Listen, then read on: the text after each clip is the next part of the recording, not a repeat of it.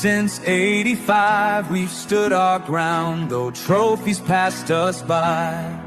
From Craven Park to Wembley Way, with East Hull grip we fight.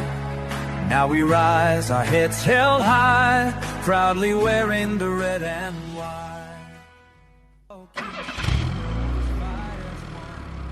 The Robin Pod is powered by Budget Tyres Auto Centre. Make them your first and only choice for a vast array of vehicle services. They are reputable East Hull-based car specialists and dedicated to providing quality services at reasonable prices. And don't forget, they are trusted by the players, club officials and supporters of Hull Kingston Rovers. Find them at 146 Leeds Road and ask them about the exclusive discount they offer Hull KR Rovers Forever members.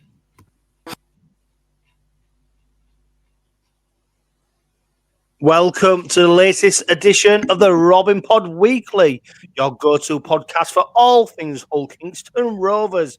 In this episode, we build up to another giant of a game as Rovers prepare for a huge playoff semi-final showdown against St Helens at Sewell Group Craven Park this Saturday evening. There's team news to dive into with the return of McIlorum and Burgess to the 21-man squad. We give our thoughts on the newly unveiled 2026 home shirt, a special design celebrating 100 years of the iconic club anthem, Red, Red Robin, and react to news that Man of Steel contender Mikey Lewis is fresh from signing a brand new 5-year deal, which will keep him in HU9 until 2030. And Steve Tilley's back with another edition of Robins Revisited. Plus, we answer, as always, all your questions during question time. It's a packed episode ahead, so let's get started. Good evening, Gary. Good evening, Scott. Gary, I'll start with you. How are you doing? All right, mate. How are you? I'm very, very well. Scott, it's been a while since you've been on the Robin Pod. You've been busy? Yeah, very busy. Yeah, I know. I've had to, there's been a couple of episodes you've asked me to do that I haven't been able to get on with. But yeah, I'm glad to be back. Thanks for having me again, as always, mate.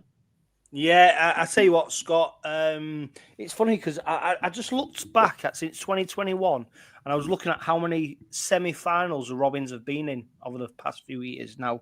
I've counted 1, 2, 3, 4, 5, 6, 7, 8 semi-finals, let alone finals that we've then also played in. Wow. There's a reason why now we're at the point where there's an expectation level around the club about where we are now, and it's not arrogance, it's not overconfidence, but like the players have spoke about, this is normal now, and it's a weird feeling, Scott, I suppose, for someone who's been following the club for so long and enjoyed watching the Robins in the 80s when it wasn't when they'd get in a final, and we're back to them days again. Yeah, it's absolutely fantastic for the club, for the fans, for the players, for everybody associated with Hull KR. When you start getting to regular semi-finals, like you just mentioned, that we have, that many in the last number of years, you then have to turn those semi-finals to finals, which we've started doing. But then the most important thing is turning those finals to wins, isn't it? And we've got one in the bag this year already with the Challenge Cup, and obviously the League Leaders Shield's a different competition. But trophies are now starting to come back to Craven Park, and it does feel like the 1980s again. Somebody asked me the other day that, does it feel like the 1980s? Well, it was a very different game back then. It was a different sport, different physiques, different calibre of player. But the fact that Hull KR are now winning trophies again, it's phenomenal, isn't it? Isn't it brilliant? And I'm just glad that so many people can witness it like I did. Even young kids nowadays, you see the stand full of young kids and young teenagers nowadays. That's what I was when Rovers were winning trophies in the 80s. And I'm just glad that it's for them as well, and for my kids and your kids. And it's fantastic to see Rovers now turning semi-finals and finals into trophies as well. Long may it continue. Yeah, and Gary, there's if you go back to 2021, when we played that semi-final against Catalan, of course, the Super League, the playoff semi-final. Since then, there's one player who's played in every single semi-final and every single final. Do you know who it is? For Rovers. Not for anybody else. Yeah, bit of a daft response. Wow, there'll be people now shouting through their headphones going, Yeah. it's so easy. No, I don't know off the top of my head. Yeah, 𝗂𝗃𝗃𝗀𝗃 has played in every Wow. single semi-final and final since 2021. There's another player who's played in nearly as many games, and he missed one. Scott, who do you think it is, and what game do you think it was when he missed it? Struggling. I'll tell you what. I'll give you it. It's Mikey Lewis, and which game did he miss? Was it the semi-final against Wigan at Edinburgh? No, well, it was a semi-final, but it was against Huddersfield at Ellen Road. Yeah. When Lynette played half-injured. Yeah. Well, was that's injured. Correct. Yeah, so, I mean, if you look there, if you go back to 2021, the two players, Mikey Lewis, 𝗂𝗃𝗃𝗃, who've now, if you look at where they are in terms of contracts going forward and being linchpins to the side, they've been in these big games, and you can understand why they're such big players for the side, because they've played in the big games. Don't get me wrong, they've tasted success, but also they've been there when it's been, not the best times as well. So yeah. So you can understand why they are sort of such big players in that side. Of course, we look ahead, Scott, to another semi-final on Saturday, St Helens, a side that has at times flattered to deceive, but also a side that, of course, crucially won an important game. There's a big saying that they never write off the Saints, and they showed that against Leeds. It was a funny game, that Leeds Rhinos game, wasn't it? Because many people thought the Rhinos would be the team that comes. If you look at the form towards the back end of the season, many Leeds supporters were, saying that the Rovers bubble had popped and Leeds were going to be the side to get to the grand final. Of course, they didn't get past the St Helens side. But that was a funny game, wasn't it? To be honest with you, John, I only saw the last 15 minutes of it. I'd been down to Watford to see City. So I'd got back from Watford and I turned it on for the last 15 minutes. And obviously Leeds were 8 points up or whatever it was then.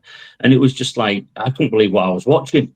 But you're right, you never write off the Saints. They can pull out something out the bag. They've got enough good players to do so. And yeah, they have flattered to deceive a bit this season. It perhaps hasn't been Saints' best season.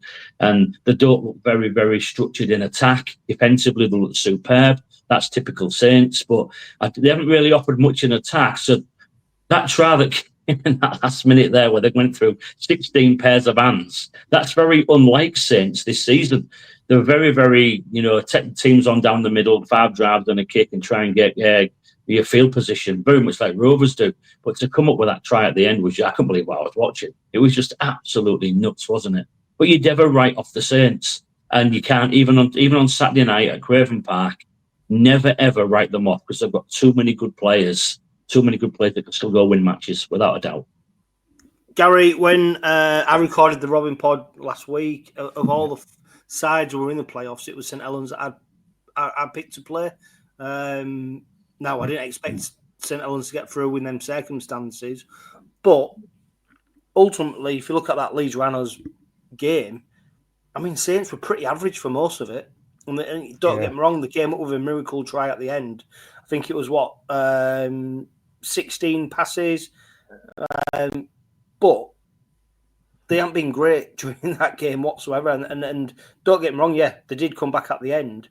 But this isn't the St Helens side that I'm fearing, and I think they will feel lucky to be in the position that they are in. Yeah, there's lots of different trains of thought on this, isn't there? That they've got the momentum now.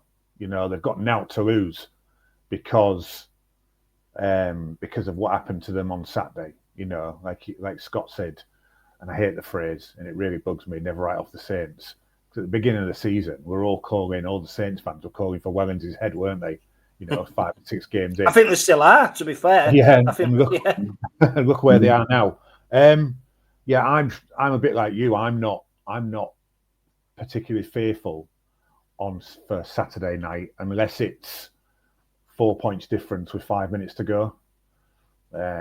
and we're winning by 4, I think we'll smash it. But yeah, that's the only time I'd be nervous if it was close at the end, because Saints are a team, aren't they? And Rovers are getting this way. Saints are a team who play to the very, very, very, very last second of a game, and they've done it. They've done it in that, Wellesby scored that try, didn't he, a couple of years ago when the ball came off the back of off the post and stuff. So they're used to it, So that's the only time I'm only fearful for them. But yeah. Yeah, and Scott, if you look over the course of the season for St Helens, they've not been a side who've been throwing the ball around that much. So I think that's why that try came as a bit of a surprise. If I remember when the Robins went to St Helens, we came away that victory early on in the season. We dominated that side, and to be fair, I think we let them in too easily with the points that they scored.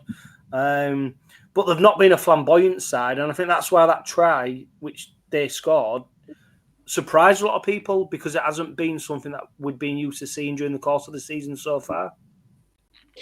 I guess when you're in the last play, though, they've just got the penalty, they've kicked a touch, they've got one play to win the game. All they can do is keep it alive and hope for the best, isn't it? I mean, it could have gone through 2 pairs of hands and they knocked it on. There is that possibility. Harry Robertson did amazingly well, Harry Robertson, but there was, and if you count, there's 6 missed tackles on him from Leeds players. Crazy, I think Jack Connell was 4 of them. Jake Connell was 4 of them, sorry. Yeah, and that's not bagging Harry Robertson, because what he did was unbelievable. He did brilliant for his team. But Leeds could have nailed him 6 times and they failed to. Saints have done brilliant keeping that alive. 16 pairs of hands, and then the score on the overlap on the far left. But I think Leeds should have dealt with that far better than they did. But credit to Saints, they kept the ball alive. 1 play, got the score, got the win. I bet you two were like me. I bet you two were like me, weren't you? Watching it on the telly, and as soon as it left Saylor's hands when he did that back pass out of his back, and you could see the overlap on the telly, I bet you both stood up like me and were pointing to the left-hand side. They've got it. I was jumping around and it was absolutely brilliant. You can see Ryan Hall's reaction, because Ryan Hall's out of position and he's sprinting over as best as he can to try and get in the defensive line. But it was that pass from Saylor that did it.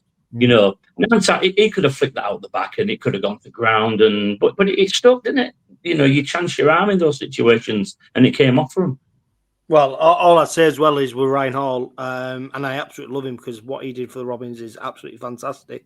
But we saw to the back end of his career at the Robins being caught out of position a few times in sort of no man's land. He didn't know whether to come inside, didn't know whether to hold his position. All that being said, Ryan Hall, he was left in no man's land, and that was because of the left edge defence that really didn't give him anything to do. But like you said, Gary, you was watching it. You could see it happen.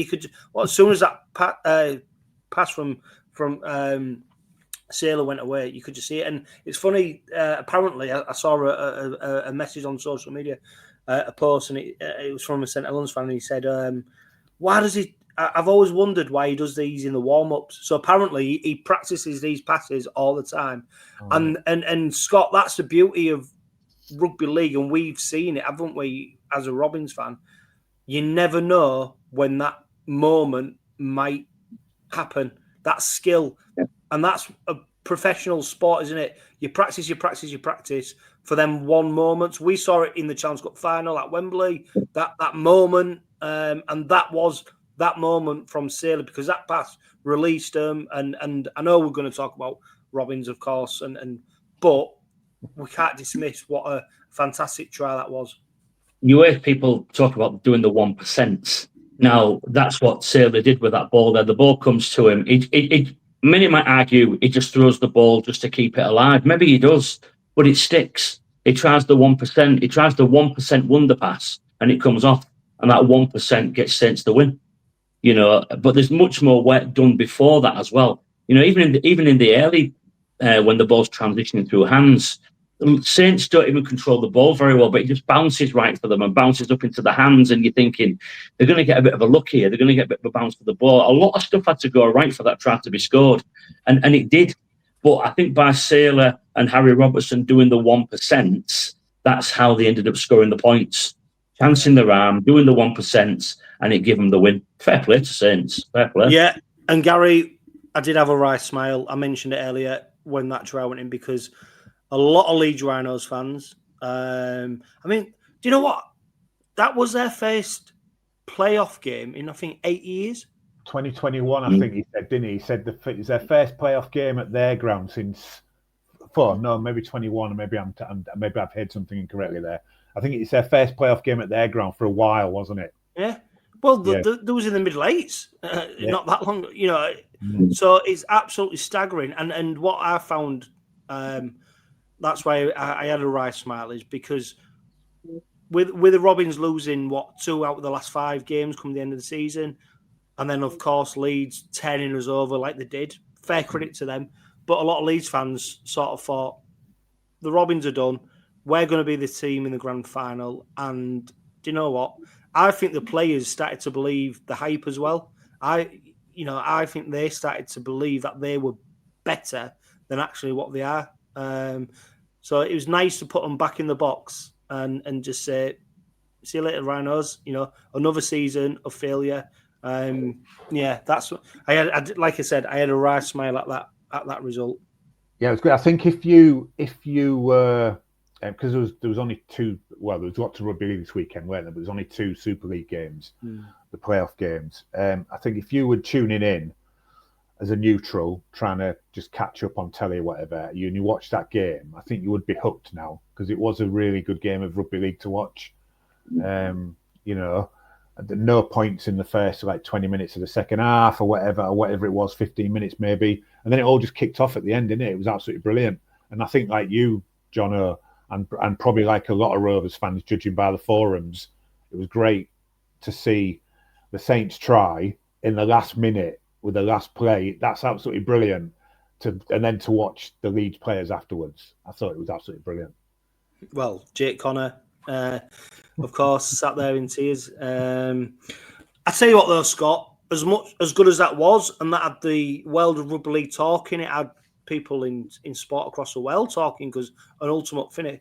Now we're talking about ticket allocations. We're talking about statements being released at 10:37 p.m. on a night time.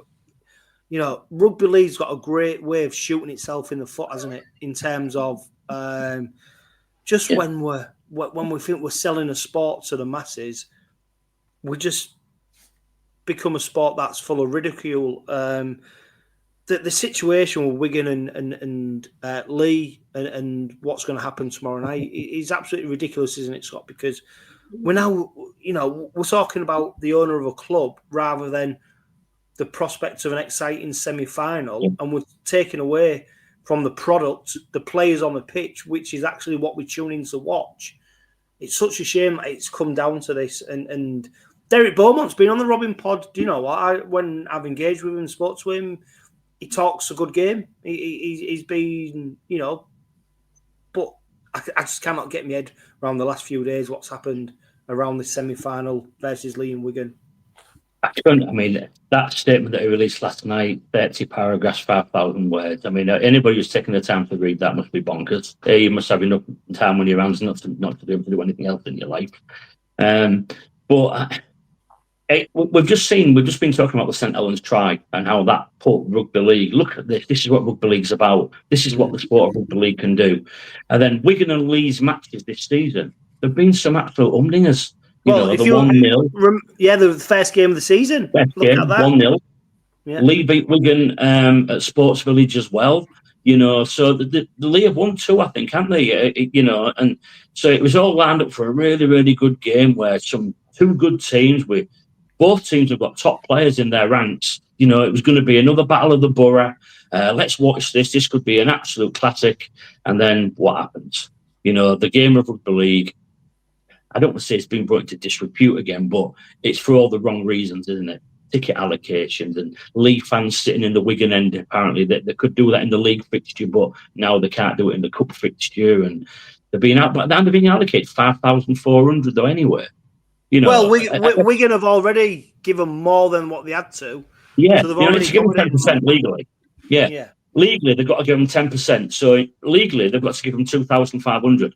The fact they've given them 5,400 is unbelievable in itself. So why he suddenly wants more, and I know he's complaining about, well, people like to watch the game from the sideline, so they could give us a block at each end near the Lee end and stuff like that. You don't need 7,000, 8,000 fans. The whole point of Wigan finishing second is that they got a home fixture. Right. Yeah. So at the end of the day, if you want more of your fans in the ground, finish first or second. If you come third to sixth, you're going away from home, aren't you? Simple as. And you get given what you're given. St Helens have got, 1,300 tickets for us on Saturday night, I think it is. 1,200, 1,300. Are Saints complaining? I know it's a lot closer, Lee and Wigan, in the same borough, but, Saints aren't complaining that they've only got 1,200, 1,300.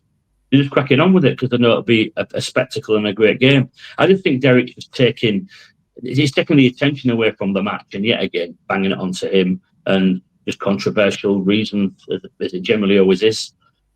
Yeah, and I'll tell you what, Gary, there's probably a bit of a wider context here, isn't there? Because when we look at the reshaping of Super League and the power struggle that seems to be going on, what's being alluded to is that Wigan are not in favour of potentially a 14-team Super League, for example, and obviously Derek Beaumont, the Leona, is in favour of that. He seems to be, him and Nigel Wood seems to be sort of in each other's pockets, and there seems to be something going on which is bigger than this game. And it's such a shame at a time when I'm reading about the NRL grand finals and all the stuff that they've going on, just at a time when we've got a real chance to put our game on the front foot. Now, I've seen the reports down under. It's ridiculed. We're being ridiculed as a sport, as a game in the Northern Hemisphere. And actually, what we should be talking about is the fact we've got two teams going toe-to-toe, Lachlan Lamb, the one with the most assists. We should be talking about the fact that it's a local derby and there's going to be 18,000, 19,000 there. And this is the game before the grand final. And we're not. We're talking about somebody moaning about ticket allocations, and this is all the behind-the-scenes stuff that should be going on. It's just it should be going on it behind. It blows my mind. This is happening, and what I want to bring it to is I'm so thankful as a club we've got people like Paul Lakin, Willie Peters, Neil O'Gill, who actually run this club very well.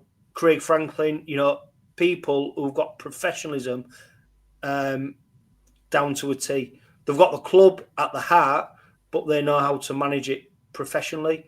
And we're not dragged into these situations now. And it's great to see the professional level at which we operate compared to when you see other sides and what they're doing right now.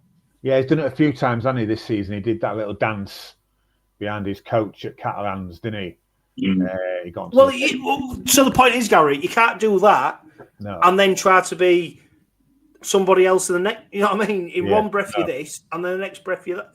And I was thinking about it on this afternoon's dog walk, thinking, I was a bit like you, thinking, thank God we've got really nice people at the top of our club who wouldn't go out and you wouldn't see Mr. Hudger or Mr. Larkin making those kinds of comments and statements. It smacks of too much wine on a Tuesday night, sat on the toilet with nothing to do. It's and in his statement, Gary, we've all been there. and in his statement, he starts talking about WhatsApp messages, and you think to yourself, "Come on, you're meant to be the owner of a professional rugby league club. Come on, sort yourself out." Even if there are WhatsApp messages between Derek and Chris Redlinski and what have you, well, they're personal. They're not for public consumption. Did you know what I mean? It's just, you're the owner of a rugby league club. Be the owner. Owners are not seen. They're in the background. They're in the shadows doing the job for the club. And I think nearly every other Super League owner, chairman do that. I think there's only Derek who loves being in the limelight and makes it all about him. I think every other chairman of every other club just do their job. They own the club, they run the club, and make sure the club runs to its maximum potential. Derek just loves the limelight, doesn't he? I wonder if there's also a little bit, because there was a. I know we'll get to speaking about Rovers in a minute. I wonder if in the beginning of the week there was something about a bug going around the Lee camp, and only half their team training. And I wonder if he's just trying to take a little bit off the team. You know, I don't know. I don't even think he's that deliberate. I think he just does stuff, doesn't he? Well, all I was thinking is, do you know what? Whatever happens, because then at one point we had, it was really, Leeds Rhinos might be introduced back in, and it was like the one thing that was definite and that will not change is the date of the grand final. That will not be moved. So that's when you started to go, this is a load of nonsense because the grand final date's not changing. Teams need 6 days to prepare as a minimum, or 5 days, I think, minimum to prepare. It's just, absolutely crazy talk. So let's bring it back to the Robins. Scott, the 21-man squad was announced early today. Joe Burgess is back, which is, of course, a welcome addition. He's been missing for the last few games. And the mercurial Micky McIlorum, who seems to be able just to, I don't know, get himself ready for the big games. Of course, he suffered that injury back in August, that ankle injury, which put him out. At the time, it was reported he might not even feature in the playoffs. Of course, we know he's retiring at the end of the season. He's going to take up an assistant coaching role at the Catalan Dragons with Joel Tompkins. But when you look at that squad, I think, Gary, you said, is it number 2 to 18? Yeah, I think I said in on the forum. Yeah, if you put Arthur Morg in number 1 spot, you know, you've got your top, you've got your first 17, 18 players there, aren't you? Because they're all numbered 1 to 18, and that's what you want, isn't it? With one game to go, really. Scott, that's phenomenal, isn't it? To be at this stage of the season. Yeah. And you only missed number 19 because that was Danny Richardson, and he's left the club, or is going to leave the club. Number 20 is 𝗂𝗡𝗄𝗏 Tanganoa. So in theory, you've got your top 20, 21 players, all fit, all raring to go. You know, it's fantastic to see at this time of the season that you haven't actually really got any sort of, I'm sure that a few of the players, there might be a few niggles still hanging around at the end of a long, hard 27 and Challenge Cup run grueling season. But to have every single player available to you is phenomenal to win into hopefully the last 2 games, isn't it? It really is. With 16 days off as well. Yeah. That's brilliant. But if you look at Saints squad, I've looked through Saints squad. They're really strong. I don't think they've got any players missing, as far as I'm aware.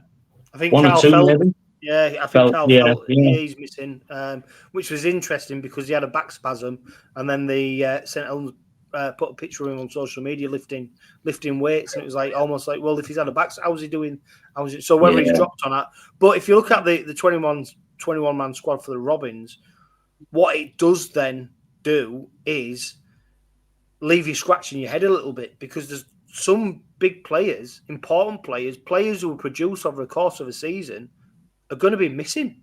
And we're not going to be in that squad on Saturday come kickoff, which does leave big questions. Not many people thought Micky McIlorum would be back. He is. Of course, Bill Leyland's not named in the 21-man squad. So that pretty much says he is fit and he is going to play. I think Willie Peters said in his pre-game press conference, he's got to tick a few boxes, but he's playing. Joe Burgess is definitely playing. Willie Peters has already said that. Oliver Gildart's now back. We know he's a first-team player. He goes straight into that side. As soon as he was back fit, well, he was straight back in. And it goes back to that thing of what we've mentioned on the Robin Pod many, many times.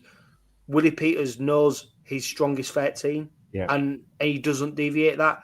You've got to feel sorry for probably Scott, someone like Jack Broadbent, who has admirably not only just filled in. I think it's a real disservice to say he's filled in, because I think he's actually excelled. He's won games for the Robins. So he's not. But I can't see a place for him now where, if I'm in Willie Peters' mind, I can't see a place for him, for example, to be in that side come Saturday. And I think Jack's big problem is that because he can play so many positions, be it fullback, centre, wing, wherever you want to play Jack, he always does you a job. But you're always going to pick your first choice fullback, centre or winger ahead of him. You are. because that's just what happens. You always pick your strongest team. Now, many might argue that Jack's earned a place in the starting 13/17. It maybe has in many people's eyes, but there's not a chance he's getting in ahead of Gildart or Burgess or 𝗲𝗏𝗧. It just isn't. Now, you might argue that he could nick a place on the bench, one of the 4 on the bench, and bring him on as a utility in many different positions. But I don't think Willie will go with that. I think he'll go with his 3 forwards, and then it'll be Litton, McIlorum, or whoever he chooses to start in the hooking position. I won't be surprised to see him start McIlorum again for 20, 25 minutes, and then he brings Jez on to do the damage for the next 60, 65. Yeah, so if you look at the lineup, Gary, I've got my my side: 𝗲𝗏𝗏𝗀, Davis, Hiku, Gildart, Burgess, Lewis, May, Sue. I'm agreeing with Scott. I think it'll be Micky McIlorum will start there. Yeah, a 20-minute stint. That's what he was doing at the start of the season. That was the game plan. That's what he was brought in to do. Jared Ware-Hargreaves, and then your second row was Dean Hadley and Batchelor. Elliot Minchella at loose forward. Obviously, now this is where the interchange bench is the big one, isn't it? Because you'll say Litton goes on there, then you've got Rhys Martin, 𝗀𝗲𝗄𝗃, Jai Whitbread, Sam Luckley. So somebody's going to miss out, aren't we? Who's going to miss out of them? Yeah. And this is where, I mean, Tanganoa, don't get me wrong, apparently he's been fit for the last few weeks and not been picked. But we've seen what an impact he can make when he comes on, especially in the second half, and he makes them run from deep. It's a big conundrum there, isn't it? Who goes on that bench? Yeah, it's. I'm personally, I always think 𝗀𝗲𝗃𝗃 should start, but because I think he's just fantastic. I think he's he always gets his head through the other side, and you don't know what's going to happen once once half your body's through. I think he's an absolutely fantastic player. Yeah, it's a real. I mean, you can easily say, can't you? 21 Jack Brown, 24 Eric Doro. They'll be out, I think. And then it's a toss up between, like you just said, one of those other forwards. I don't know, because we've debated this before, haven't we? And then something else has happened, and it's been great, But I think your first 13 there are spot on. You two, I agree with everything you've said. Yeah. So what you say is, Scott, I mean, Rhys Martin is an out-and-out second row who can play centre as well. So he gives you a bit of cover there. Sam Luckley's an out-and-out prop. He can't play second row. He plays prop. Whitbread's played second row now and prop. So he gives you that versatility. And then Tanganoa is pretty much out-and-out second rower, isn't it? And if you look at the versatility there, basically Martin and Whitbread are in. Of course, you're going to have either Litton or McIlorum on the bench. So the big one is probably Luckley or 𝗀𝗃𝗃𝗃, which way you want to go with that, because I can't see them players playing any other positions. I think what Willie loves the rugged workman-like forwards as well, doesn't he? He likes the blokes who are going to carry the ball in all day for you and do all the dirty work and make all the tackles. Jai Whitbread's in that group. So is Sam Luckley. I don't know. It's either Rhys Martin or Tanganoa who misses out. I think Do you Luckley. think Rhys Martin? Yeah. I think because I think Rhys Martin, not only does he have versatility in terms of the second row centre spot, but he's kicking as well. Yeah. That's the. It could be that Tanganoa misses out. Now, I personally wouldn't like. I think Tanganoa brings an extra dynamic to our attack, especially if we bring him on.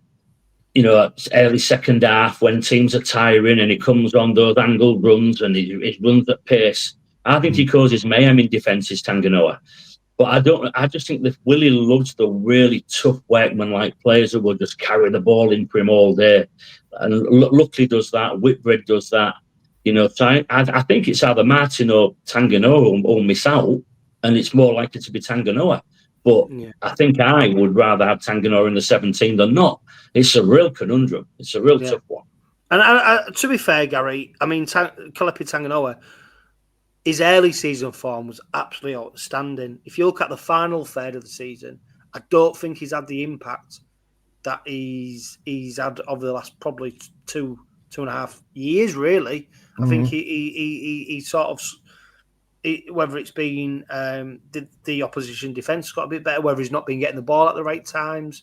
I think when most Rovers fans now will be able to write down their 13, their squad, and I think there's just a couple now where there'd be, and I think it'd be Tkanoa, like Scott said, Tkanoa or Sam Luckley. So it's going to be interesting to see what happens on Saturday. Unless I think there was some when we played the last game against Warrington, I think there was some mention of Sam Luckley when he came on, like he always does. He always comes on, doesn't he? And he dropped the ball, didn't he? Or he did something, knocked on, and didn't Willie Peters take him off straight away. He hooked him straight away, didn't he? Yeah, so that might go in against him. But yeah, out of those two, Martin and Tkanoa, I would play Martin just because of his versatility, like you've said. We're all agreeing with each other. What's well, unless like Scott said, unless someone else is in the background that we don't know about, and we'll see what we. The great thing about the 21-man squad and team selections is until you see them players named on Saturday at 4:30. Or 4 o'clock, you don't quite know, do you? So let's see. We've mentioned Joe Whitbread because he signed a long-term contract. Other players who signed long-term contracts are James Batchelor, Elliot Minchella, Jez Litton. Scott, Mikey Lewis signing a 5-year deal. Since the last Robin pod, he's going to be at the Robins until at least 2030. He's made 129 appearances, scored 526 points.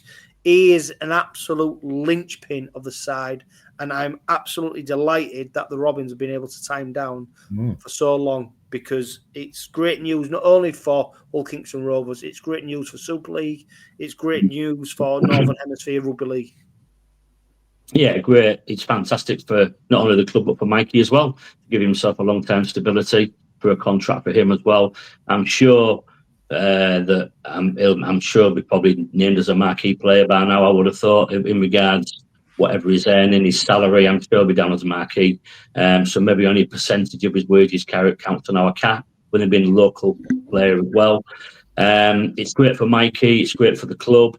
It also protects the club, I guess, to a certain extent. Should Mikey's form again improve to what it was last season and early this season, if the NRL does come knocking, it means that an NRL club would have to pay a transfer fee for him, which protects the club.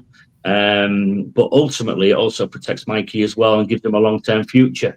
And if Mikey's prepared to dedicate 5 years to the club, that just shows, how committed he is to Hull Kingston Rovers and the red and white cause. I mean, the kid bleeds red and white, doesn't he? Yeah, and if an NRL club do come knocking in the end, you're never going to stop him going there, because even the club have said they'd never stand in his way. But it also does protect the club in regards to receiving a transfer fee for him as well. So it's great for the club. Most importantly, it's great for Mikey. And most importantly, it's great for the team and the fans of OKR that Mikey Lewis wants to stay around for another 5 years. Amazing. Fantastic. Yeah, Gary, Willie Peters, he was answered the question about, in the build-up to the St Helens game, about whether there was a clause in his contract, whether he could, if an NRL team came in, that they'd release him. Willie Peters was quite firm in the fact that he said, I believe that he signed a 5-year contract to be at Hull Kingston Rovers. And I think that's because there's a belief around the club that this is an opportunity to build a dynasty. This isn't a flash in the pan, win a couple of trophies and then tail off. This is a real opportunity to dominate rugby league in this country, in Europe, in terms of European Super League. And Mikey Lewis is signed up to that. But, like Scott said, it just gives the club a bit of leverage that if someone does come in for him, hey, he's still got 3 years on his contract. If you want him, here's the fee. Yeah, so I think it just protects everyone, doesn't it? It protects Mikey because he's now securing a contract for a long term. It protects the club because if someone does come in for him, there's an opportunity then to bargain and negotiate a transfer fee. And hopefully at the same time, actually, the Robins are doing that well. We don't even need to entertain an NRL bit. So it's just good news. It's just, like, do you know when we're talking about professionalism and we're talking about just doing the right things, going about your business, and I think this is another example of that. It's that. I mean, the Paul Larkin, didn't he, spoke about the triangle, didn't he? Gary, Lakin. Well, you know what I mean. You know what Larkin, I mean. Lakin, tomato. You know what I mean. I've been away from Hull for too long. Potato. Yeah. He speaks about that triangle, doesn't he? About business on the field and off the field. And I think the signing of that 5-year extension ticks all 3 boxes, like you just alluded to. You know, it's great business. You know, so if he does need to go, they'll get something back. It pleases the fans and it pleases the players, especially Mikey Lewis. I think we'll probably see. This is my own personal opinion. Well, obviously, it's my personal opinion. My own opinion is, I think it's probably been affecting him for the last 2 or 3 weeks, or 3 or 4 weeks, and I think we'll see. I think we'll see something special from him on Saturday night. I really believe that. Back to his old proper running self. Yeah, I tell you what, Scott, because one thing that I've heard from the people who watch Rovers, and a lot of people have suggested that he's been playing with an injury for a while. If you look at some of the games where he's gone off for 10 minutes and he's come back on, he seems to have been sort of labouring a little bit. Have you seen that, Scott? You've seen a little drop in Mikey's form over the last few games, without a shadow of a doubt. He doesn't seem to be having the impact that he has had earlier in the season. You remember that injury he got on his shoulder? Was it in the derby? Or was it before the derby when he got everybody thought it was a bit of a stinger, and he was carrying his shoulder. I can't remember. It was before the derby. He scored a try though in the game, didn't he? Yeah. But for the whole game, he was carrying his arm down by his side. And he carried on. He carried on playing. He stayed on the pitch for the entire game, and then in the following game, he seemed to be still carrying it a little bit. And I'm just wondering if he's got some kind of shoulder stroke, upper arm injury that they're injecting. He's good enough to play with, but you know, it's not 100%, and he's still hampering him in regards, you know, control of the ball and things like that. I'm just surmising there, but. That injury where he's carrying his arm by his side, he seems to be doing it for 2 or 3 games, and it just seemed injured to me, and as though he was trying to protect it quite a lot. I don't know. That's why I think, though, Scott, as well. Do you know why they've made such a big thing of the League Leaders Shield and playing to that and winning that is because I think there'll be a number of players who've probably been carrying knocks. And they've been playing to the point where they know that if they win the League Leaders Shield, they'll get a 16-day break. Yeah. That's where they'll be able to then to look after the players, nurse them a bit better. And I think there is certain players who undoubtedly, you asked Willie Peters, who are playing with knocks. Yeah, they can get through the games. Yeah. Now this is given an opportunity to have some proper rest, recuperation, treatment, and I think Mikey Lewis might be, and I think Gary's maybe right. Actually, this might suit some players, in particular Mikey Lewis, because I think what we've lost in maybe Mikey's explosive game, we've gained in his control of the game. Yeah. So what he's been able to do is then set himself back, and the maturity that he's showing now is Don't forget, earlier on in the season, he was derided for being antagonistic, for getting in people's faces. Actually, when we come to the final third of the season, we've seen him start being a bit more controlled in his play. We've seen the positional kicking a bit better. We've seen him. He's still got that step and that spark and that ability to go at the line.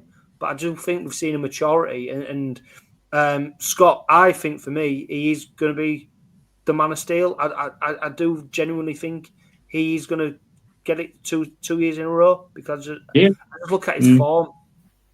Yeah, it's interesting one, the man of steel, because the other players who he's up against, like Jake Connor and Jack Field, is Connor's come to the fore in like the last sort of 10 games, really, hasn't he? He's played really well in the last 10 games for Leeds, really. 𝗫𝗓𝗡𝗏 has been, well, you know what you get with 𝗫𝗓𝗡𝗏, don't you? He's a fantastic fullback. He's lightning quick. I think 𝗫𝗓𝗡𝗏 relies a lot on Bevan French playing.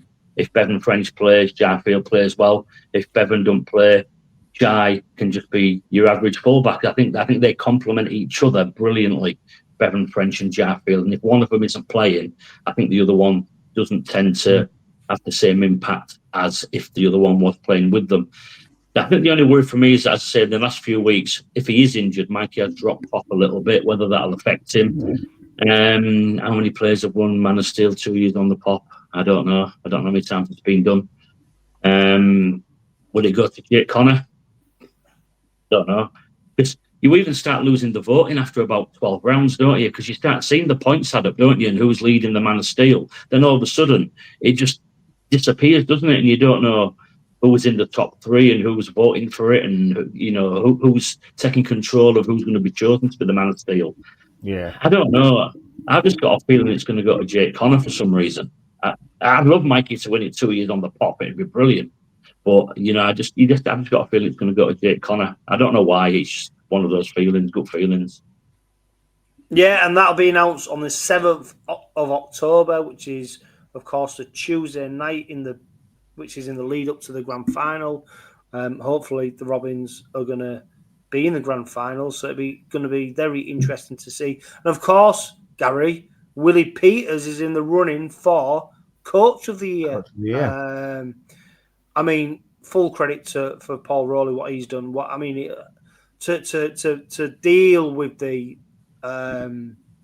chaos and the constant changing team lineups, and to be able to get a tune out of the side and be competitive, not all the time, but sometimes, and to come away with results. There's no doubt Paul Rowley, his stock's risen because he seems to be not only a great coach, a great person, the way he speaks, but when you look at the other contenders, Matty Pete's in there. I can't see how he's Willie Peters. Really, I can't see anyone else who should be named Coach of the Year other than Willie Peters. No, neither can I. Even with our red and white specs on, neither can I.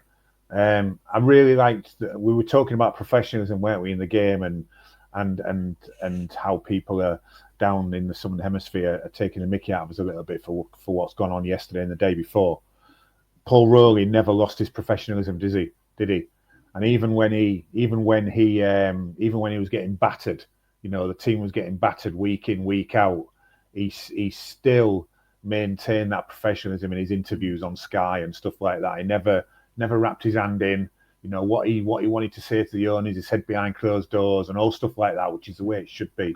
So maybe it'd be great, wouldn't it, if there was a special commendation award, you know, and we recognised what he's done this season. That would be great. But I can't see past Willie Peters getting it, to be honest. Yeah. Well, when you look at it last year, I mean, Willie Peters won it last year and didn't win a trophy. This year he's won 2 trophies, so how can he not win it? Yeah. It's just crazy, isn't it? But it'd be so Rugby Football League for Willie not to win it, wouldn't it? After winning 2 trophies, it would be so RFL and Super League, wouldn't it? That. Yeah, and we've got the potential to be, if we do beat St Helens and we get to the grand final, rewinding back to last season, we'll have played in every single game possible for 2 seasons, which is an absolutely phenomenal achievement. And also what's interesting, Scott, is the talk that the World Club Challenge is going to be brought back next season because, of course, the sides in the NRL now are not playing in the Las Vegas, so the sides who are going to win the NRL Grand Final will have a free week. It throws up an interesting conundrum again, doesn't it? Because if it is reinstigated, there's the potential, and this is loose lips, if Rovers do go on and win the Grand Final, a World Club Challenge at Craven Park in 2026. But that go well. Yeah. If there's going to be a World Club Challenge, well, because Rovers are going to Vegas, they can't then go on to Australia. They can't play a World Club Challenge. You just can't. You know, I mean, that'd just be ridiculous. You know, so if there was going to be a World Club Challenge, it would have to be, you know, in the UK. Well, they'd have to come to us, wouldn't they? They'd have to come to us, yeah. Unless, you know, whether that would... unless Rovers, of course, don't win it, and then that changes it. But if we're looking for our Rovers tinted spectacles and what we want, hey, there's a potential. We're talking from the perspective of Rovers winning the grand final. You know, if we do end up with a World Club, if we win the grand final, and then let's say, I mean, if we can win the grand final, there's no issue. They can play it in Australia or they can play it at Wigan, regardless. But if it's us that do happen to go on and win the grand final, and we do have a World Cup challenge, it can only be in this country. It can't be played in Australia. We can't be going to Vegas and then flying off to Australia to play a World Cup challenge. Because they'll probably be back-to-back weeks as well, near enough.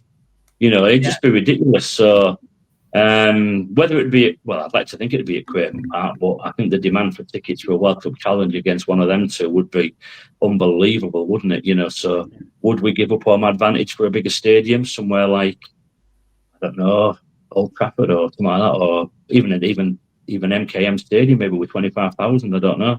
Would we give up home advantage? Do you want to get 13,000?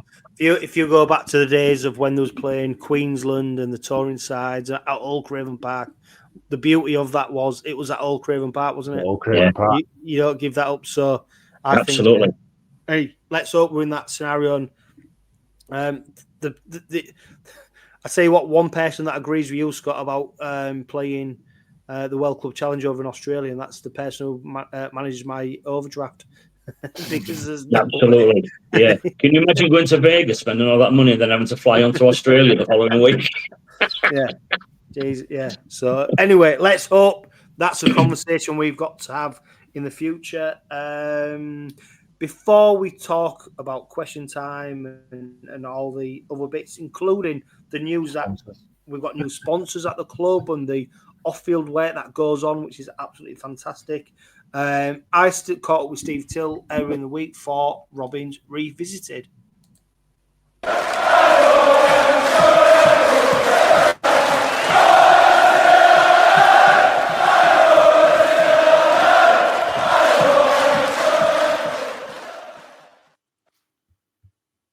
Steve, welcome.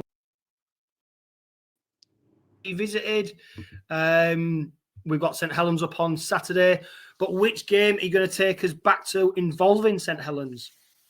I'm going to go way back to 1981 when we were the cup holders, and we were in the semi-final in 1981 where we were drawn against St Helens, and 16,900 people flocked to Headingley to watch what was a scintillating game of rugby league. Rovers, as cup holders, as I say, were on top form at around that time, and so it proved. But St Helens were no pushovers, and both sides were playing cut and thrust rugby, but not giving each other a chance to score in the first 15 minutes. But after 15 minutes, Phil Hogan crashed through and gave the ball to Peter Muscroft, the hooker with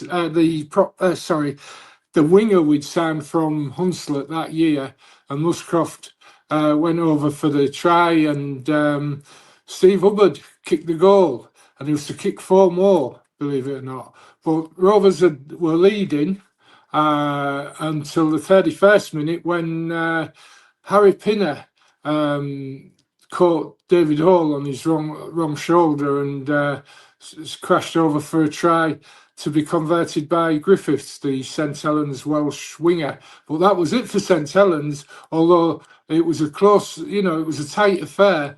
But Rovers opened up in the 50th minute, and 2 quick tries in the between 50th minute and the hour gave Rovers daylight.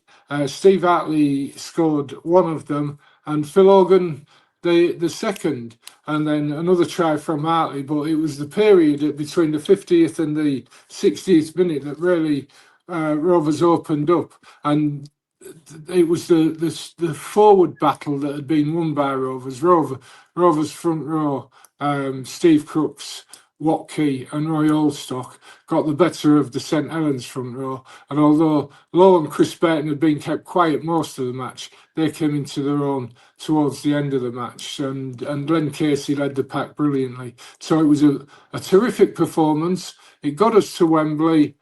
Sadly, we didn't win the cup, but to beat St Helens in the semi-final, given the St Helens team of the time, that was a really good performance, and let's hope for more on Saturday. I know one lad will be hoping for more. There was a lad I bumped into in the services yesterday on the A1, and he came and introduced himself as Richard and said he watches the podcast, enjoys the podcast, and he lives in Ripon, big Rovers fan. So let's hope he's celebrating with the rest of us on Saturday.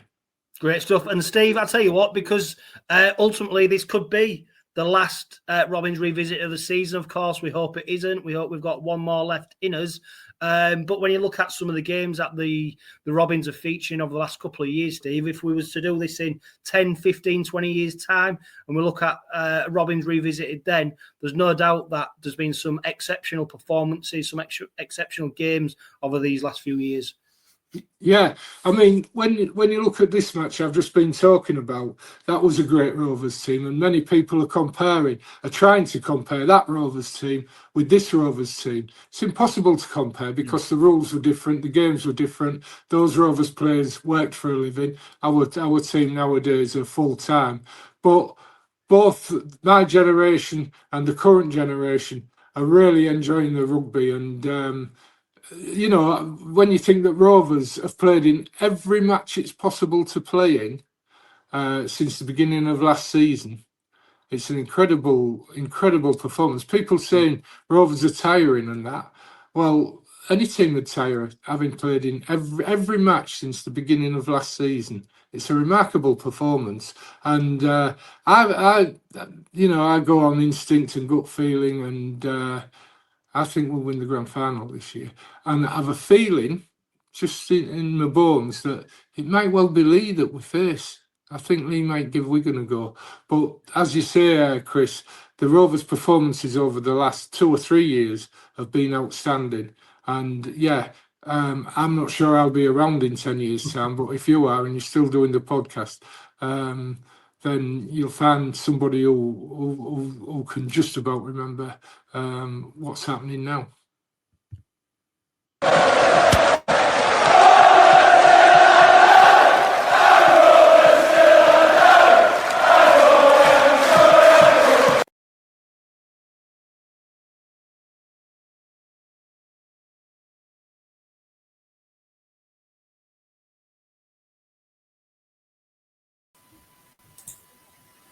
In one or 6 leagues.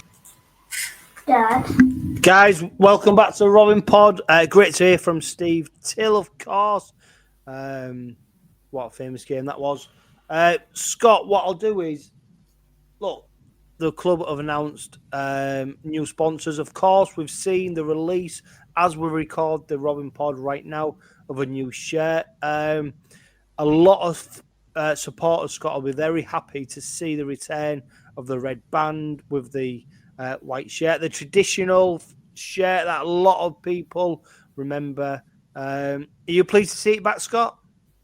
I'm a traditionalist, Jono. I love the red band on a white shirt. I always will. If they released a red band on a white shirt every single season, I would take it. I know they have to change it because they have to obviously, promote a different shirt. They want people not to be buying the same shirt or style every season. But for me, Hull Kingston Rovers, a red band on a white shirt, always have been, always will be. So I love the shirt. It's very similar to the one a couple of seasons ago when we were sponsored by University of Hull. It looks very similar to that. But I just love the simplicity of it. White shirt, red band, sponsor on the band. Perfect. Yeah, I think it'll sell really, really well. And I think from what I've read on social media so far, all the fans love it.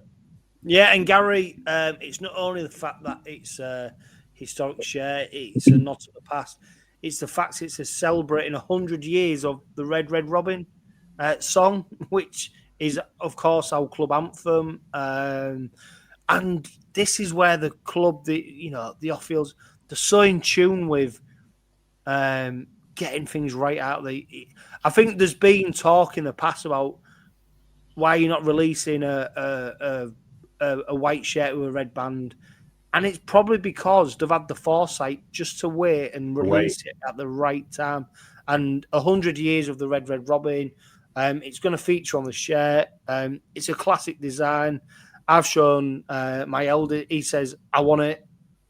Most people are going to go, I want it, because there's nothing not to like about it. It's just symbolic with the Robins. It's old and new, and this is it. We're in a new era with Hull Kingston Rovers, but what the club are so good at doing right now is linking the past to the new.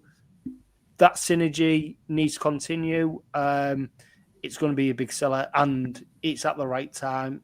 And no doubt, it's going to be one of the probably biggest selling shirts, because at the moment, every time Rovers release a new kit design, it just flies off the shelf. Yeah, it's my understanding was that when you asked us to do these podcasts at the start of the next season, we could request a shirt from you. So, really? Well, you get a shirt. It might not be Hull Kingston Rovers one, but you can. I think it. Yeah. For me, I remember walking around the old Craven Park with a non-original Rovers shirt. So I think it might have been a Boise special, with all the signatures on the back that my dad managed to get. He managed to get Mike Smith to do it for me in the changing room, and I walked around that ground like I was the biggest fan in the world. So red and white with a red band, I'm going to buy that shirt every year. They could do 5 a year, and I'd buy them. It's absolutely brilliant. Yeah, and what's also not just about the shirt, Scott, it's about the fact that they've been able to bring in new investment into the club in terms of the new shirt sponsor, of course, Connections, who've done, invested so much into the club over the last few years. They've still got a presence on the shirt in terms of the back sponsor. Humbeck is a company that a lot of people might not be familiar with, but the fact that the club have been able to engage with them, being able to get sponsorship from them. And what was really interesting, if anyone's listened to the latest Hull Kingston Rovers podcast, when they introduced their managing director, Ashley Cates, not only is he representing the company, he's from East Hull.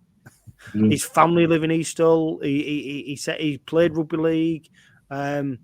And it's amazing how far this network of people spreads, isn't it? But this is when I say about you don't realise how much work's going on behind the scenes, Scott. And Jewel knows well through Harrison Solway. It was really interesting. And it was great to see on Instagram, people, where's Harrison Solway gone? And they've responded about, we've not gone anywhere. So something's to come. And that's still got you back. Yeah. Still got you back. Yeah. And what's really key to these sponsorship deals is still the community. So the fact we've got Humbeck in and they can still tie it back into East Hull, is amazing. And the club's got to evolve, hasn't it? And it does. But that's Hull PR. You read Paul Lakin and Neil Hudgell and even Willie Peters and Elliot Minchella talk about the community of East Hull and how the club is owned by the fans and by the people and how it's steeped in the community. Even when it comes down to sponsorship on the front of the shirts now, there's a link to East Hull. All those sponsors that are on the shirt, there's a link to East Hull. A lot of them are long-term fans who stood on the terraces when they were kids. They want to get involved about being on the shirt of the club that they support. Speak for all those people that are on the club shirt, all those sponsors. They all started on the terraces growing up being the Hull KR fans as East Hull people. And now they're on the shirts. And the fact that the main sponsor is still steeped in East Hull history by, somebody who was in that company being East Hull born and bred, that just sums up Hull KR to a T, doesn't it? East Hull community, the family club, that's what Hull KR is all about. I've just read I'm just reading the Humbeck press release. And for the journalists, they've said, the Robins have the fastest growing social media numbers in the sport and are expected to be the most followed Super League team by 2026. So there's some real foresight there, isn't there, to get involved you know, with a team that's on the up. Yeah, without a doubt. Yeah, I tell you what, and as well, getting sponsorship is an art. It's not easy, you know, and you know, the way that, like we said, the way that's going on behind the scenes is absolutely fantastic. Harrison Solway, Scott. I mean, you was at the Player of the Year awards. Let's mention that. We mentioned it previously. What a fantastic event that is, and that's Brilliant. Another example of, like I said on the Robin Pod last time out, everyone just gets an opportunity to be part of the club. Yeah. No matter how much you spend, you've got an opportunity to be part of it. It was amazing. It was so amazing to see not only the people and, you know, the 50-odd tables that were on the floor of sponsors and guests and people who bought a table, but the fact you could pay as little as £5 to sit in the Connection Arena and watch those awards. And, you know, those people that were in the seats as well, they were singing Red, Red Robin, and they were singing all the players' songs. And, you know, that just sums up the community of Hull Kingston Rovers, the East Hull community, where, do you know what? Back in the day, and I think you've said it many times, Jono, I think we're one of the unique clubs that, you know, allow all the fans to go along to a Player of the Year awards. It wouldn't happen at any other club. And, you know, whether you're a sponsor and you're putting thousands of pounds into the club a year, or whether you can only afford a fiver to sit in the seats at the back, you're welcome to come to these Player of the Year awards, and you're welcome to observe your team and your players win these awards. It was an absolutely brilliant night. The entertainment was great. The music was great. Of course, it helps that we've won 2 trophies. Of course it does. Maybe the atmosphere might have been a bit different had we lost to Warrington and Wigan had gone on to win the League Leaders' Shield. It might have been a bit different on the Saturday night. But the fact that both the trophies were there on the stage, it was just a party atmosphere. It was absolutely brilliant night, and in the venue, so well organised. So well organised. Yeah, great credit to the club. Gary, that brings us to question time. 𝗫𝗂𝗱𝗴𝗲𝗁, great name on Instagram. He says, stealing the idea from the Bench podcast, which, of course, the Sky Sports podcast with Jenna Brooks and John Wilkin, which Paul Lakin's featured on. What do you want to see more of in the game and less of? For me, I want to see more / better technology for the fans sitting at home. Less, I want to see less back chatting from players that aren't the captain. It really bugs me anyway. Good point. I tell you what, Scott, I'm going to throw it over to you. What do you want to see more of, and what do you want to see less of? In regards less, I want to see less players appealing for penalties at the ruck. You know, every player's now throwing their arms in the air. I don't care what club it is, they're all doing it. You know, since all these illegal, and bearing in mind headshots have always been illegal, but now anything even touching a player's shoulder now, you know, arms have been thrown in the air. Penalty, referee, come on. Let the referee ref the game. Just play the game.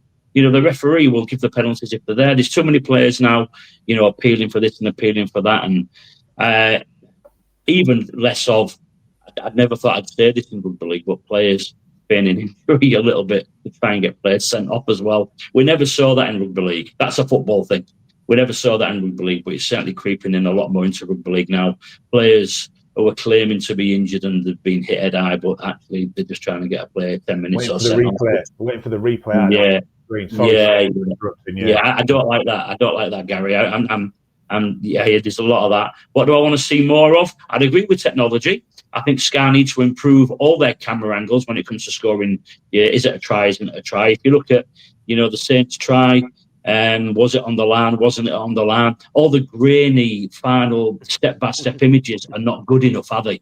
If we're going to start having video refs, well, I know we've got video refs, but the technology has to be far, far superior. So if they're going to start going frame by frame by frame, it's got to be clear. It can't be grainy. And it can't be like as though you've got a shadow on it or something like that. It has to be yes or no. It's definite or it isn't. You know, so I think the technology has to improve. I don't know, really. What I'd like to see more of, I'm old school, mate. I'd like to see more big hits. I'd like to see the shoulder charge brought back into the game, but legally. You know, I don't mean hitting players in the head or under the chin. I'm talking chest. if a player wants to run into you shoulder first and knock you flat on your backside, I still think that should be part of the game. You know, I'm not talking head-hard tackles or leading with your shoulder into heads, but I don't think there's anything wrong with ever leading into your shoulder into a tackle. You know, all this wrapping nonsense. Well, he didn't wrap. Come on, it's a bloody rugby league. You know what I mean? So I'd love to see the shoulder charge reintroduced in the game, but in a safe way. Yeah, that's it. I want to see less Nigel Woods. I want to see more Paul Lakin, Neil Hudgell. That's what I say. Julie Rodders, who's a great contributor, she says, this is an interesting one. Do we drop 𝗬𝗏𝗏𝗀𝗏 and save him for the final? Fingers crossed we get there. Less risk of a penalty and a ban. Now, what I'd say, I think that question's born out of Gary, is that Jared's not covered himself in glory massively over the last few games in terms of him trying to make things happen. I also think his reputation precedes him a little bit as well. You know, certainly against Warrington, he never touched him, did he? He never touched 𝗬𝗏, really, when you looked at the replay. I know there was no further action in the review panel, etc., etc. But during the game, I think just play his strongest team and sorry, I've interrupted you a little bit, but just play his strongest team, let it play out. And if he gets suspended, he gets suspended, you know?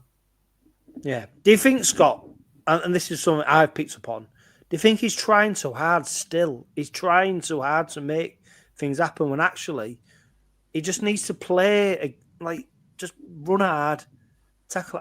But he seems to be intent on every time he comes on, making a mark. He wants to make his mark on the game. Yeah. I think there must be a little bit of element in his mind as well, thinking that, I've only got 5 games to go, 4 games to go, 3 games to go, 2 games to go, hopefully. Now we hope it's 2, and he must be in a situation where he's actually thinking, maybe I need to do a little bit more than I need to, because in another 2 games' time, that's me done, and I'm not going to get another opportunity to do it. So I need to empty the tank. Yeah. Let me get everything out my tank because I've only got 2 games to go. Let me put everything into it. But sometimes that can be at the detriment to, the game and the team sometimes, can't it? I often think, I think we've discussed it before this season on the pod, that Jared seems to go looking for certain teams in certain games. Like when he came on against Huddersfield in that game, Huddersfield of all opponents, it was like a red rag to a bull, wasn't he? And he just went hunting for players, and it was like, what have you got against Huddersfield? So, but I agree with Gary. I think he's sometimes the way he's been in the past and the way he's added suspensions in the NRL, it goes against him a little bit. They can't wait for him to make a little error, can they? And any little error he makes, or any high shot, or anything that looks a little bit dodgy, bang, they're on him, aren't they? So I'd look in the last 2 games. If you remember, when we signed him, everyone thought he was going to be a penalty machine. He was going to be suspended for, there you go. Final question, Regan Andrews. And he says he probably gets answered on the lead up to the question, blah, blah. But Mickey Mack, if he's fit, does he start? I suppose, Scott, whether he's not fit, he probably starts anyway. Because if you look at the Challenge Cup final, I think they admitted him and 𝗬𝗏𝗏𝗀𝗏𝗏, any other game would have been nowhere near that side. Which it does throw up a few questions. But the fact that he's in the 21-man squad, he's pretty much playing, isn't he? Yeah, of course he is. And I think as we've seen him in the early season, he'll do the first 20, 25 minutes, and then Jez will come on and do the last 60, 65. That's what will happen. I even at Wembley, I remember speaking to Sean Kenny-Dowell before Wembley, and I actually said to Skids, I said, it's going to be quite disappointing for somebody like Bill Leyland who will end up missing out on Wembley because Mickey Mack's fit for the final. And Skids' reply to me was, is it? And I said, well, don't you think it's a bit unfair that Bill Leyland would miss out? And he went, Bill Leyland currently is the club's third choice hooker. That's what he was brought in to do. Mickey Mack and Jez Litton are the club's first 2 choice hookers. So therefore, Mickey Mack and Jez Litton will always be your first choice. So if those 2 are fit, those 2 are always going to play. So Mickey Mack will always do the first 20 minutes, 25 minutes, and Jes will do the rest probably. And if you need to bring Mickey Mack on for 5-10 minutes just to kill the game out with his defence, that's what'll happen. But so the plan, Mickey Mack and Jared were brought into this club for the professionalism and to win trophies. We've won 2. Yeah. We're on for the third one, hopefully. And to be fair, Gary, when you so what Scott's just said there, so if you start thinking, right, the game plan always has been Willie Peters has his team. He's always, this is the team. Do you know what his greatest skill has been? Integrating Eric Dorrough, Jack Brown, Bill Leyland, and actually keeping him in to go. Do you know what? You're not my first choice, but I'd say Jack Broadbent, he's not going to, ultimately, like we've already talked about earlier on in the, he's probably not going to play. But do you know what? He's come and played his best rugby league.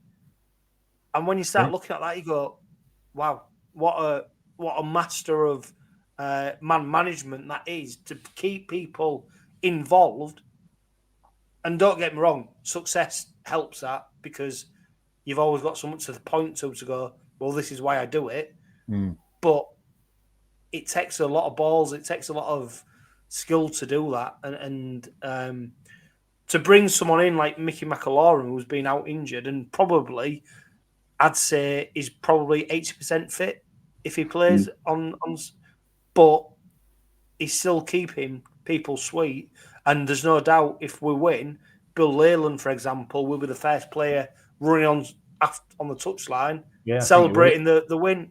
I tell you what, it's a great skill that, and I think that's where we underestimate not just what a great coach we've got, but what a great person, people manager. And there's no wonder there's talk in the NRL about now, is it time he gets a head coach role there because he's doing good stuff here. Yeah, he's turned us into a not just him, a little bit before that as well, but not a great deal before. I'm contradicting myself. He's turned us from a great team, hasn't he, into a great squad and a great club. And it is a proper leader that does that. I also think McIlorum's got something in his contract, hasn't he, where he could only play in semi-finals and finals after August. I tell you what, he must have a win bonus. Yeah, can you imagine Mickey Mack and Jared are retiring with 3 trophies? It'd be unbelievable, wouldn't it? And which is what they were brought in to do. Yeah, come and win us some trophies. It'd be unbelievable. Even 2 out of 3 is amazing. So yeah, no, it's a great point. And hey, let's hope that happens. Of course, so that starts on Saturday when we entertain St Helens at Craven Park. It's going to be another sellout crowd. If you go into the game, we've got one job to do, and that's back the boys, because there's no gimmies. And as much as we might be talking about a grand final appearance, we don't get there without beating St Helens. So we've all got a part to play. There's no chance, we've got to back the boys and cheer them on. And hopefully we're cheering them to a victory. Like I said, if you go in, just make sure you back the boys. But for now, live, love, laugh and be happy. Them about the exclusive discount they offer Hull Kingston Rovers forever. Hull Kingston Rovers fight as one for every goal and try. Since '85 we've stood our ground, though trophies passed us by. From Craven Park to Wembley Way, with East Hull grip we fight. Now we rise, our heads held high, proudly wearing the red and white.